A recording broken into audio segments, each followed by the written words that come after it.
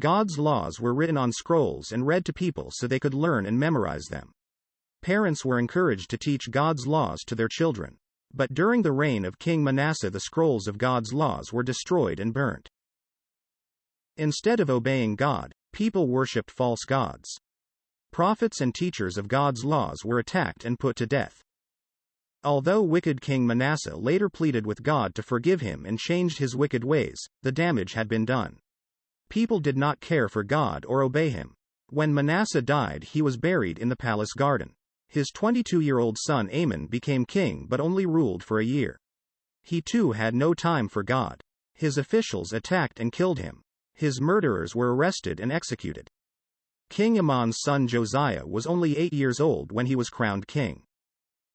However, this young boy decided he wanted to follow God rather than the wicked ways of his father and grandfather.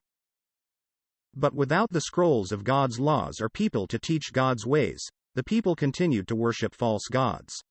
After reigning for 8 years, King Josiah began search for God. 4 years later, he ordered the altars to the false gods on the hilltops to be torn down. The once magnificent temple of God that King Solomon had built had been allowed to fall into disrepair. People, however, gave money to have it repaired. King Josiah ordered Shaphan, the ruler of Jerusalem, to take the money and give it to Hilkiah the high priest to hire workers to do the repairs done.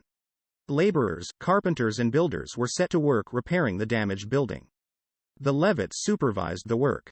Then, while the repairs were being made, Hilkiah the high priest made an important discovery. There in the temple, hidden from view, was a scroll containing the book of God's laws. An excited Hilkiah rushed to Shaphan. "I have found the book of the law in the temple of the Lord." Shaphan immediately set off to tell King Josiah the news. Shaphan gave the king an update of the progress of the repair work and announced, "Hilkiah the priest has given me a scroll." He then read the book of God's laws to the king. When the king heard how God wanted everyone to live, he became very upset and tore his robes in grief. "God's anger must be great because we have disobeyed his laws," he said. The king sent Shaphan and Hilkiah to a prophetess called Huldah. "As we have been so disobedient, gods will bring a disaster on this land. But, as the king has humbled himself, torn his robes and wept, this disaster will not happen in his lifetime." King Josiah called a meeting in the temple of everyone in Jerusalem and Judah, along with all the priests and Levites. The king read the words of God's laws to everyone, then promised to obey them with all his heart and soul. The people then promised to do the same. The king then ordered Hilkiah and the priests to remove all the idols and items in the temple that had been used to worship false gods. All the pagan altars and sacred stones in the land were destroyed. Figures of gods were pulled down and ground the dust. Even the altar at Bethel that King Jeroboam had made many years before was destroyed. It has been prophesied that a descendant of King David would do this. Pagan priests who had led people into wickedness were rounded up and executed. King Josiah then ordered everyone to celebrate the Passover as it was written in God's laws. It was a great occasion. 30,000 lambs and goats and 3,000 cattle were sacrificed as people put their lives right with God. Musicians led in worship to God. There had not been a Passover celebrated like this since the days of the prophet Samuel. King Josiah was now in the 18th year of his reign.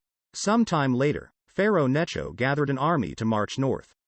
He was going to join up with the Assyrian army to fight the Babylonians. King Josiah did not want the Assyrians to become more powerful and decided to intercept the Egyptians at Megiddo. Pharaoh Necho sent messengers to Josiah saying, "Why are you planning to fight me? It is not you I am attacking. God has told me to hurry north. So stop opposing God, who is with me, or he will destroy you." King Josiah ignored this warning and disguised himself as a soldier to lead his troops into battle. But the king was shot by archers and badly wounded. His officers took him out of his chariot, put him in another chariot and brought him back to Jerusalem, where he died. The whole land mourned for King Josiah. Everyone was deeply upset. The prophet Jeremiah composed songs of lament about Josiah which singers wailed to show how much the king would be missed. The Bible describes Josiah as a good king who did what was right.